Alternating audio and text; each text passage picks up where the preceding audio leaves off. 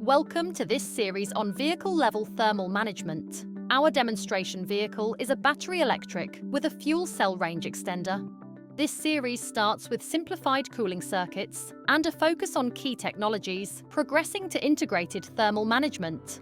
In this chapter, we focus on the role of coolant manifolds. Flow distribution is crucial on EV platforms when one pump services many components, which can have different duty cycles, temperature, and flow limits, hence the need for precise flow distribution. Our range of standard manifolds can be quickly configured to manage flow distribution with barb and orifice diameters. These manifolds are backed by a powerful 3D model and a 1D tool, so they can be pre-configured and dispatched ready to fit. Our standard range of manifolds are available in 3 to 6 channels, and bespoke manifolds can be designed specifically for your application. The natural flow characteristic has been modeled and validated for each manifold in the range, and can then be tuned for specific flow targets, compensating for system losses due to hose length, diameter, system components, and fluid properties.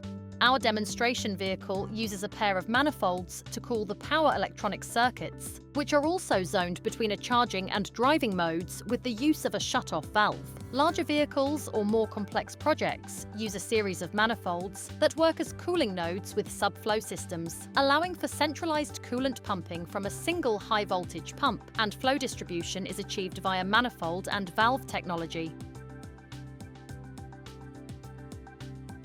Join us in the next chapter where we look at coolant valves in detail. Or contact our team today via our website.